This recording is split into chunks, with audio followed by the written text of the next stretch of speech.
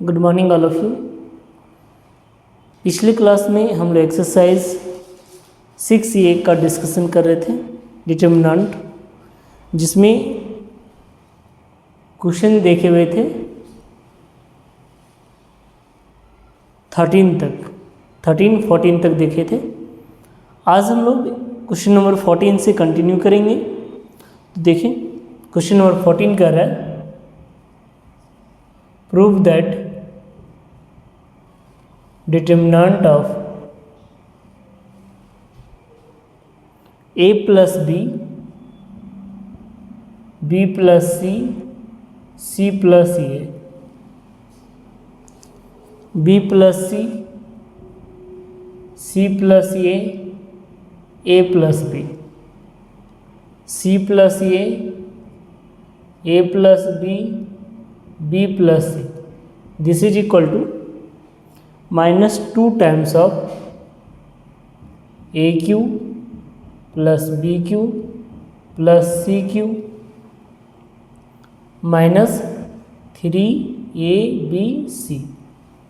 ये प्रूफ करना है। डिटर्मिनेंट का जो वैल्यू है वो ये प्रूफ करना है। तो आपको बताए थे कि जब भी किसी डिटर्मिनेंट में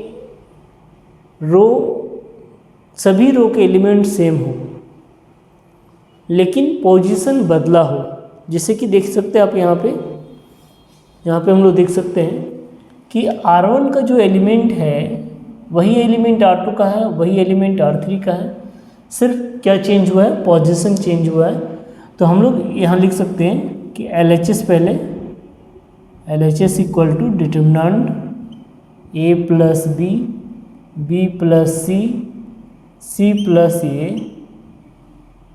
B plus C plus A plus B, C plus A plus B plus C। LHS equal to ये लिख सकते हैं। तो चेंजिंग क्या करेंगे, इसमें चेंजिंग करेंगे R1 में। क्या चेंजिंग हुआ, R1 plus R2 plus R3, तीनों रो के एलिमेंट को ऐड कर देंगे तो इसके corresponding element जुटेंगे।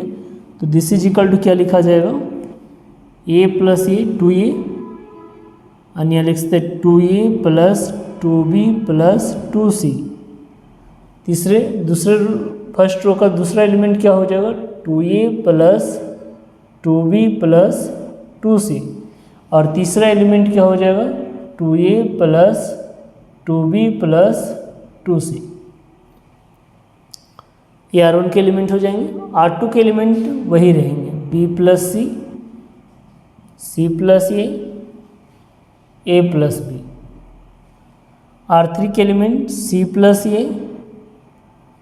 A plus B plus C। तो हम लोग यहाँ पे क्या देख रहे हैं कि R1 का जो एलिमेंट है वो हर जगह सेम आ चुका है।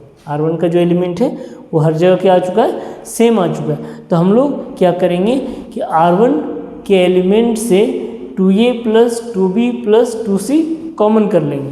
क्या करेंगे, 2A plus 2B plus 2C common करेंगे। तो यहाँ लिखेंगे टेकिंग कॉमन कितना, 2A plus 2B plus 2C from R1।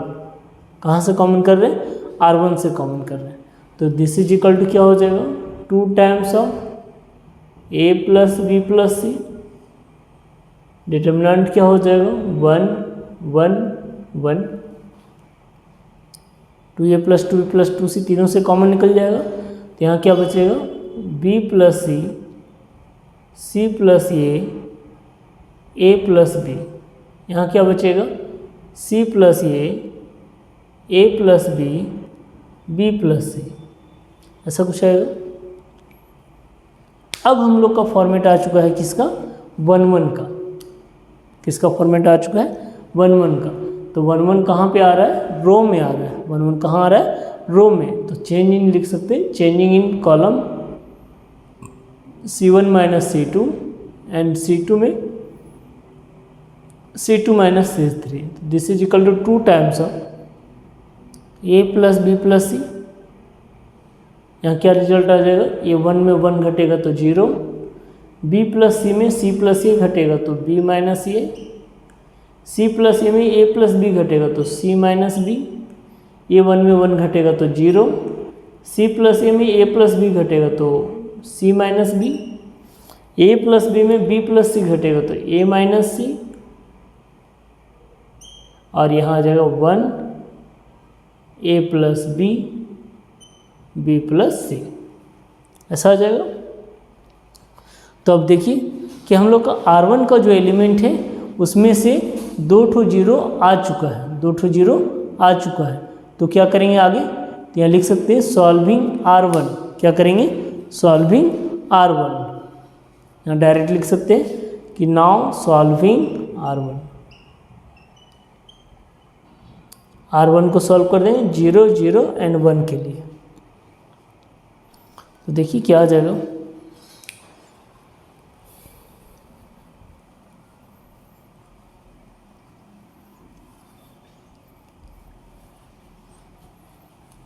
जब 0 0 1 के लिए सॉल्व करेंगे तो देखिए R1 का 2 एलिमेंट तो पहले से क्या है, R1 का 2 एलिमेंट पहले से 0 है, तो सिर्फ सॉल्विंग किसके लिए होगा, 1 के लिए होगा।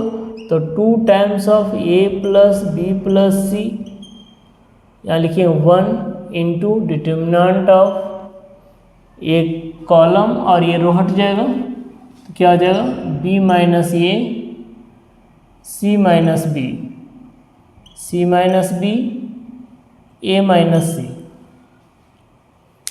तो अब ये देखिए कैसा फॉर्मेट आ गया, 2/2 का फॉर्म आ चुका है, 2/2 का फॉर्म आ चुका है। तो 2/2 का रूल क्या होता है, product of diagonal element, product of diagonal element मतलब B minus A into A minus C minus product of non diagonal यानी C माइनस B यानी C माइनस B का होल स्क्वायर। तो अब इसको आगे कंटिन्यू करेंगे, 2 times of A plus B plus C, ये कितना आ जाएगा AB minus BC minus A square plus AC minus ये हो जाएगा C square minus B square और प्लस 2BC, यानी दिस इज इक्वल टू क्या लिखेंगे, 2 times of A plus B plus C, यहाँ minus A square minus B square minus C square plus AB plus AC और 2BC में BC चला जाएगा तो प्लस BC। ठीक है, अब ये जो इंटरनल टर्म्स हैं उससे माइनस कॉमन कर लेंगे, तो माइनस कॉमन करेंगे तो ये होगा minus 2 times of A plus B plus C A square plus B square plus C square minus AB minus AC minus BC and this is equal to minus 2 times of, अब इसे हम लोग multiply करेंगे, तो multiply करेंगे तो क्या आ जाएगा minus 2 times of A into A square मतलब AQ plus AB square plus AC square minus A square B minus A square C minus ABC। ये फर्स्ट लाइन आएगा कब, जब हम लोग A से गुना करेंगे, फिर हम लोग B से जब गुना करेंगे तो क्या हो जाएगा, B से गुना करेंगे तो होगा A स्क्वायर B प्लस में plus A square B plus BQ plus BC square minus AB square minus ABC minus B square C, ऐसा आएगा। फिर अब हम लोग लास्ट में किससे गुना करेंगे, लास्ट में मल्टीप्लाई करेंगे C से, तो C से गुना करेंगे तो क्या आ जाएगा C इंटू A स्क्वायर, तो plus A square C plus B square C plus CQ minus ABC minus A C square minus A C square और माइनस बी सी स्क्वायर, ये रिजल्ट आएगा पूरा प्रोडक्ट करने के बाद। अब देखिए इसमें क्या कटेगा और क्या बचेगा, इसमें क्या कटेगा और क्या बचेगा। तो जो नेगेटिव टर्म्स रहेंगे, पॉजिटिव नेगेटिव टर्म्स मिलके रहेंगे, वो कटेंगे। जैसे कि देखिए आप ए बी स्क्वायर पॉजिटिव और A B square negative cut गया, A C square positive, A C square negative cut गया, ए स्क्वायर बी पॉजिटिव और ए स्क्वायर बी नेगेटिव और A square B positive cut गया, ए स्क्वायर सी नेगेटिव और A square C positive cut गया, और B C square positive, B C square negative cut गया, B square C negative, B square C positive cut गया। कितने terms रह गए rest? तो रेस्ट जो टर्म्स रहे हैं वो क्या लिख सकते हैं हम लोग यहाँ पे?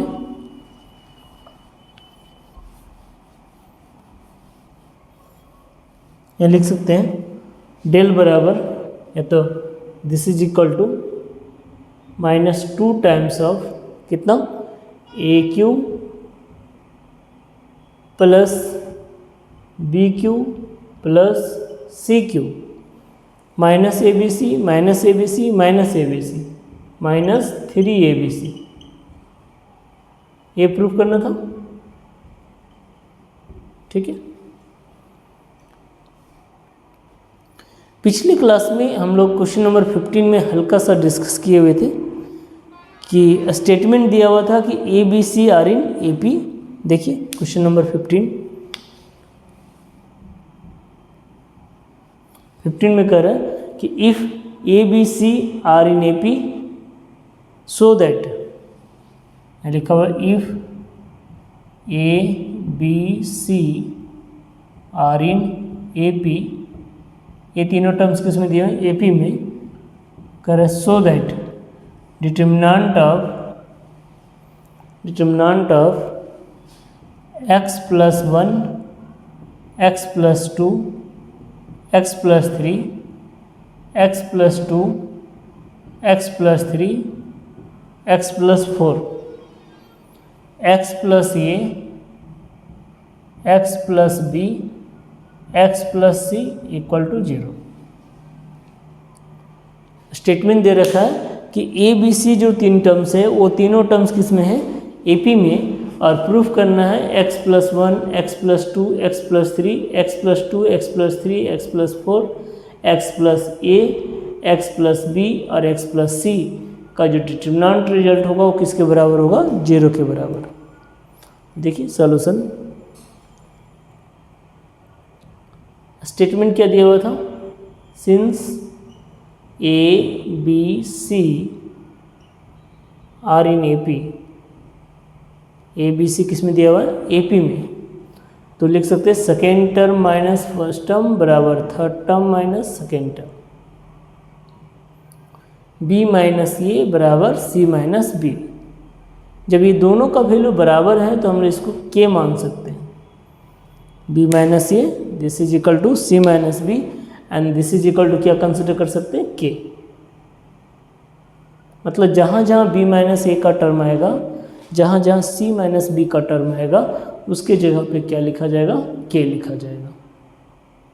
अब हम लोग यहाँ कंसिडर करते हैं कि सिंस डेल बराबर क्या दिया हुआ है?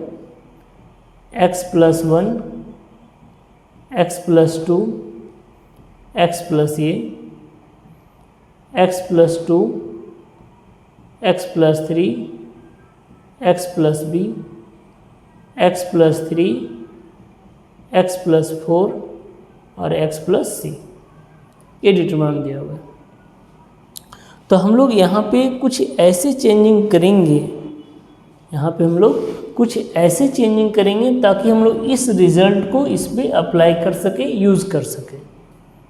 तो देखिए हम लोग को रिज़ल्ट क्या यूज़ करना है? b माइनस ए यूज़ करना है, c माइनस बी यूज़ करना है। तो b माइनस ए कैसे बन सकता है? b माइनस ए कैसे बन सकता है? कि सर अगर हम लोग सेकेंड रो में फर्स्ट रो को घटाएं, अगर हम लोग सेकेंड रो में फर्स्ट रो को घटाएं तो यहाँ पे b माइनस ए बन जाएगा, ठीक है। और अगर हम लोग थर्ड रो में सेकेंड रो को घटाएं, थर्ड रो में सेकेंड रो को घटाएंगे तो c माइनस बी बन जाएगा। तो यहाँ लिख सकते हैं now changing in R2 and R3। तो हम लोग चेंजिंग किस में करेंगे, R2 में चेंजिंग करेंगे एंड R3 में चेंजिंग करेंगे। Now changing in R2 and R3। तो R2 में क्या चेंजिंग करेंगे, R2 minus R1 and R3 में क्या चेंजिंग करेंगे, R3 माइनस R2। R2 में चेंजिंग करेंगे R2 माइनस R1 और R3 में चेंजिंग करेंगे R3 माइनस R2। तो डेल बराबर क्या हो जाएगा, डेल बराबर हो जाएगा R1 तो वैसे ही रहेगा x plus 1 x plus 2 x plus A, x plus 2 minus x plus 1 then 1, x plus 3 minus x plus 2 then 1, x plus b minus x plus a then b minus a।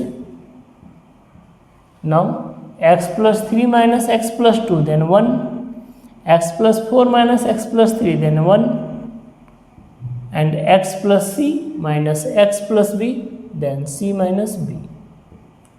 We know that b minus a and c minus b both be equal to k. So we replace the value of b minus a and c minus b, and therefore del is equal to determinant x plus 1 x plus 2 x plus a 1 1 k 1 1 k. Now we see that R2 and R3 both be identical.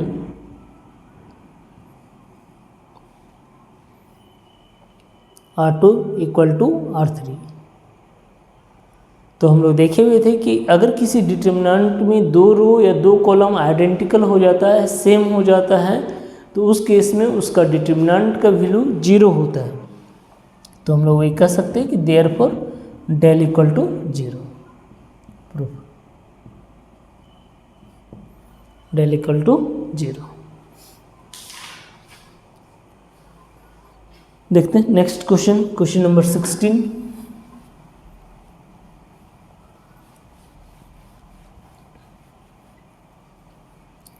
Sixteen कह रहा है solve for x। क्वेश्चन number 16 कह रहा है solve for x। x के लिए solve करना है।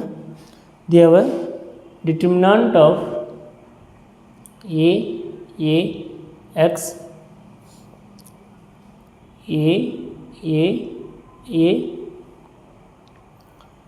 b x b this is equal to 0।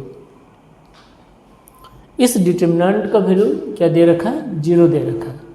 Solve करना है किसके लिए, x के लिए, मतलब x का वैल्यू निकालना है। तो क्या कर सकते हैं हम लोग कि जैसे देखिए अगर हम R1 में R2 को घटा दें तो a में a घटेगा तो 0 हो जाएगा, a में a घटेगा तो 0 हो जाएगा, x में a घटेगा तो x माइनस a हो जाएगा। तो हम लोग यहाँ पे सॉल्व करना है x के लिए, इसका मतलब LHS और RHS दोनों लेके चलने पड़ेंगे। अगर हम लोग का क्वेश्चन में प्रूव दैट लिखा हुआ रहता तो हम लोग LHS लेके चलते और RHS को कैलकुलेट करके ले आते हैं, लेकिन अभी हम लोग का क्वेश्चन में क्या लिखा हुआ है, सॉल्व करना है किसके लिए, x के लिए। इसलिए LHS का टर्म और RHS का टर्म दोनों साथ साथ चलेंगे। तो यहाँ क्या लिखेंगे, चेंजिंग है R1 minus R2। Now del equal to a minus a 0 0 x minus a b x b equal to 0। Now solving R1, solving R1, तो R1 के एलिमेंट क्या क्या है, 0 0 और x माइनस ए। R1 के एलिमेंट क्या क्या है, 0 0 एंड x माइनस ए। तो 0 के लिए तो सॉल्व करने की ज़रूरत नहीं है, क्योंकि पिछले क्लास में ही हम लोग देखे हुए थे कि इसके लिए कोई भी रिजल्ट अगर आएगा फाइनली 0 से मल्टीप्लाई होने के बाद क्या हो जाएगा, 0 हो जाएगा। इसलिए सॉल्व किसके लिए होगा, सिर्फ x माइनस ए के लिए। यहाँ क्या लिखेंगे, x minus A determinant A column और ये रो चला जाएगा, क्या हो जाएगा, A B x and this is equal to 0, this is equal to 0। अब इसे सॉल्व करेंगे तो क्या हो जाएगा, x minus A x minus A B equal to 0। ये दोनों से कॉमन कर सकते हैं, ये कॉमन करने के बाद होगा x minus A x minus B equal to 0। तो यहाँ लिख सकते since A is not equal to 0। अगर ये तीनों टर्म का प्रोडक्ट 0 है तो ए का वैल्यू कभी भी 0 नहीं होगा, ए का वैल्यू कभी भी 0 नहीं होगा। तो क्या हो सकता है, x minus a equal to 0 और x minus B equal to 0 and therefore x equal to a और x इक्वल टू बी। तो x का वैल्यू क्या क्या आया, x का वैल्यू आ गया a और x का वैल्यू आया b। इसी फॉर्मेट पे आप क्वेश्चन नंबर 17 बना सकते हैं और क्वेश्चन नंबर 18 बना सकते हैं। 17 और 18 इसी फॉर्मेट पे बना सकते हैं। नेक्स्ट हम लोग देखते हैं क्वेश्चन नंबर 19।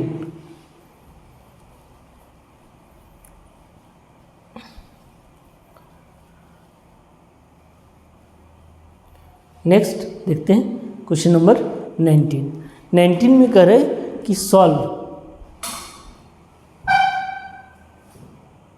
19 में कह रहा है कि 19 में कह रहा है so without expanding, question number 19 कह रहा है so without expanding,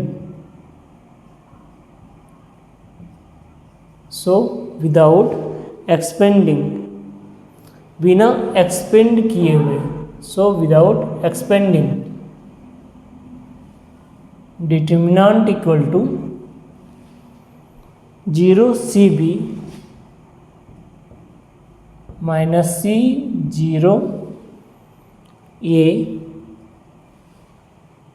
minus B minus A 0 this is equal to 0।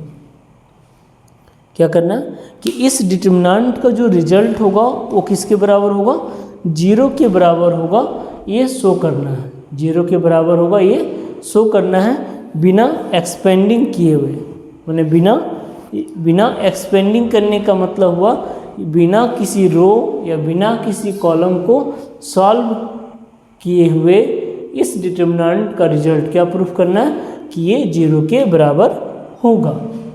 तो हम लोग यहाँ पे सॉल्यूशन में क्या लेते हैं कि let del equal to 0 CB minus C 0 A minus B minus A 0।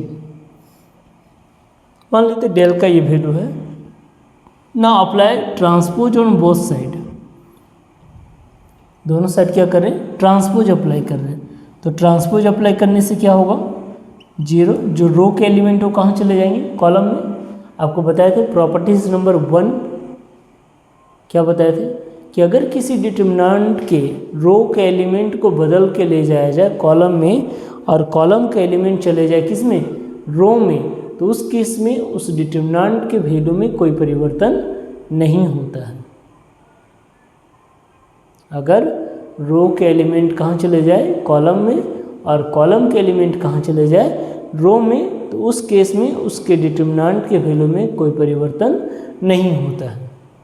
तो देखिए हम लोग यहाँ पे क्या करें कि R1 के एलिमेंट को कहाँ लिख दे रहे हैं, C1 में। तो 0 CB R2 के एलिमेंट को C2 में, तो 0 माइनस C 0 ये, R3 के एलिमेंट को C3 में, तो माइनस B माइनस ये 0।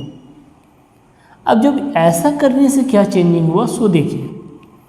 ऐसा करने से चेंजिंग क्या हो रहा है सर, कि जो टर्म हम लोग का यहाँ पॉजिटिव था डेल में, वो टर्म यहाँ पे क्या हो गया, नेगेटिव हो गया, और जो नेगेटिव था वो क्या हो गया, पॉजिटिव हो गया। जो टर्म डेल में पॉजिटिव था वो डेल ट्रांसपोज करने के बाद नेगेटिव हो गया, और जो टर्म डेल में नेगेटिव था डेल ट्रांसपोज करने के बाद पॉजिटिव हो गया। तो इसको अगर डेल में लिखना चाह रहे हैं अकॉर्डिंग टू प्रॉपर्टीज, तो आप यहाँ से तीनों रो से माइनस कॉमन कर लीजिए, तीनों रो से माइनस कॉमन कर लीजिए।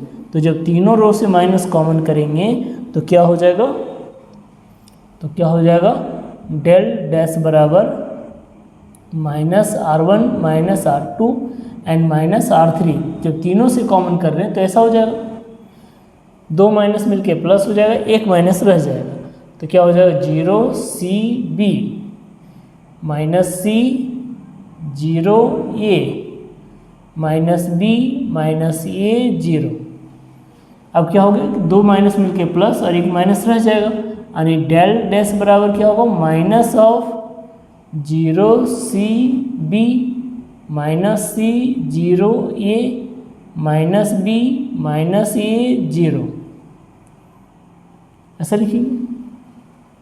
यानी ये कह सकते हैं कि सर ये तो फिर से क्या आ गया, डेल आ गया, यानी del transpose this is equal to किसके बराबर हो गया, माइनस डेल के बराबर हो गया। क्योंकि ये जो टर्म्स आया फिर अब कॉमन लेने के बाद ये फिर किसके बराबर आ चुका है, देखिए डेल के बराबर आ चुका है। जो जो टर्म यहाँ पे है वही टर्म यहाँ पे भी है, विथ साइन। यानी क्या कह सकते हैं कि डेल ट्रांसपोज इक्वल टू क्या हो गया, माइनस डेल के बराबर हो गया। डेल ट्रांसपोज किसके बराबर हो गया, माइनस डेल के बराबर। और अकॉर्डिंग टू प्रॉपर्टीज क्या कहता है कि del is equal to del transpose. According to properties क्या कहता है कि जो डेल का वैल्यू होता है वो हमेशा किसके बराबर होता है, डेल ट्रांसपोज के बराबर होता है। इसका मतलब डेल ट्रांसपोज की जगह हम लोग क्या लिख सकते हैं, डेल लिख सकते हैं। तो therefore del is equal to minus del, del is equal to minus del. Minus del को अगर इधर ले आएंगे तो क्या हो जाएगा, del plus del equal to 0, del plus del equal to 0, यानी कि दैट इज क्या लिख सकते हैं, that is 2 del equal to 0। क्या लिख सकते हैं, 2 del equal to 0 and therefore del is equal to 0। Proof. Del equal to 0 होने का मतलब ये पूरा डिटर्मिनेंट का वैल्यू क्या हो चुका है, 0 हो चुका है। ठीक है, ये पूरा डिटर्मिनेंट का वैल्यू क्या हो चुका है, 0 हो चुका है। इसी सेम फॉर्मेट पे विदाउट एक्सपेंडिंग से रिलेटेड आपका क्वेश्चन नंबर 20 बन जाएगा, क्वेश्चन नंबर 20 बन जाएगा।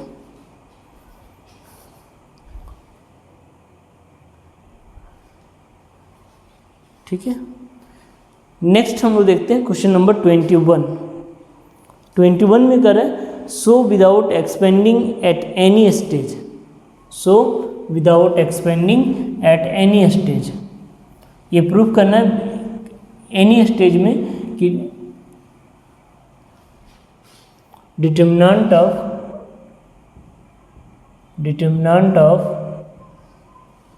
1 1 1 A B C B C C A A B, this is equal to determinant of 1 1 1 A B C A square B square C square। इस determinant का value इसके बराबर होगा, ये प्रूफ करना है विदाउट एक्सपेंडिंग, बिना एक्सपेंड किए हुए ये प्रूफ करना है। तो क्या लिखेंगे, पहले हम लोग LHS लिखेंगे। LHS is equal to 1 1 1, A B C B C C A B। देखिए यहाँ पे इस फॉर्मेट से इस फॉर्मेट में जाना है और यहाँ पे चाहिए क्या, ए स्क्वायर चाहिए, बी स्क्वायर चाहिए, सी स्क्वायर चाहिए, जबकि इसमें तो स्क्वायर का टर्म तो है नहीं। तो क्या करेंगे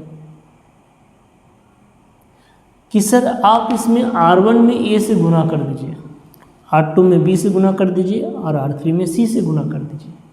इससे क्या होगा कि जहाँ A है वहाँ A स्क्वायर बन जाएगा, जहाँ B है वहाँ B स्क्वायर बन जाएगा और जहाँ C है वहाँ C स्क्वायर बन जाएगा। तो यहाँ क्या लिखेंगे, multiply by A in R1, B in R2 and C in R3।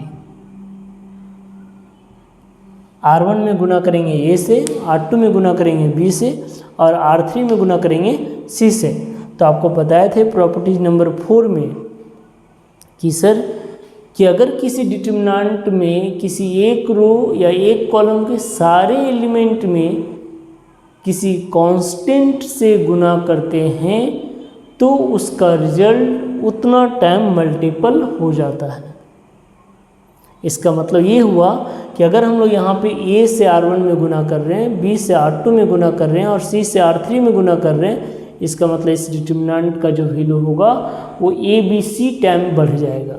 तो उसको बैलेंस करने के लिए क्या करेंगे सर, जितना से गुना कर रहे हैं उतना से डिवाइड भी कर देंगे, जितना से गुना कर रहे हैं उतना से डिवाइड भी कर देंगे। तो जब उतना से डिवाइड करेंगे तो बैलेंस हो जाएगा, उतना से डिवाइड करेंगे तो बैलेंस हो जाएगा। तो क्या हो जाएगा देखिए, यहाँ पे आ जाएगा A, यहाँ आ जाएगा A स्क्वायर, यहाँ आ जाएगा ABC, यहाँ आ जाएगा B, यहाँ आ जाएगा B स्क्वायर, यहाँ आ जाएगा ABC, यहाँ आ जाएगा C, यहाँ आ जाएगा C स्क्वायर और यहाँ आ जाएगा ABC। अब क्या करेंगे, अब यहाँ लिखेंगे taking common ABC from R1 C3, ABC common लेंगे कहाँ से, C3 से। तो उससे क्या होगा कि सर जो पहले बाहर में ABC है बट्टा में और ये जब कॉमन निकलेगा तो वो आपस में कट जाएगा। क्या होगा, कट जाएगा। तो यहाँ लिखेंगे टेकिंग कॉमन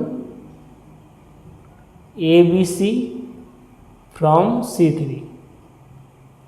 तो क्या हो जाएगा, this is equal to 1 by ABC into ABC and यहाँ पे आएगा A B C, A square B square C square 1 1 1, ये कैंसिल हो जाएगा and this is equal to क्या बच जाएगा, A B C A square B square C square 1 1 1। अब देखिए जो एलिमेंट हम लोग को लाने थे वही सारे एलिमेंट अभी यहाँ पे आ चुके हैं, लेकिन अंतर क्या है दोनों में कि सर जो आपको 1 1 C1 में चाहिए था वो आपका 1 1 C3 में आया हुआ है, जो ABC C2 में चाहिए था वो ABC C1 में आया हुआ है, और जो A square B square C square C3 में चाहिए था वो A square B square C square C2 में आया हुआ है। तो इससे क्या करेंगे, तो आपको बताए थे प्रॉपर्टीज नंबर 2 कि हम लोग किसी डिटरमिनेंट को दो रो या दो कॉलम को आपस में क्या कर सकते हैं, इंटरचेंज कर सकते हैं। और जब इंटरचेंज करते हैं तो उसका साइन क्या होता है, चेंज हो जाता है, डिटरमिनेंट का वैल्यू में कोई परिवर्तन नहीं होता है, साइन क्या होता है, चेंज हो जाता है। तो अगर मान लीजिए हम लोग यहाँ C1 को बदल दें किसके जगह पे, C3 के जगह पे, तो डिटरमिनेंट का साइन क्या हो जाएगा, माइनस ऑफ 1 1 1, यहाँ A B C और यहाँ A square B square C square. Now again interchanging, क्योंकि अभी तो पूरा आया नहीं है सर, तो फिर से इंटरचेंजिंग कीजिए C2 को किसके जगह पे, C3 के जगह पे, C2 को किसके जगह पे, C3 के जगह पे।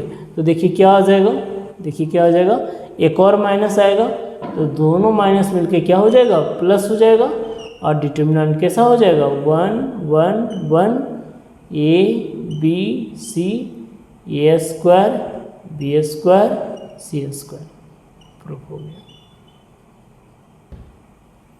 क्वेश्चन नंबर 22 में जो है वो सिंपल क्वेश्चन है जिसे आप आसानी से बना सकते हैं।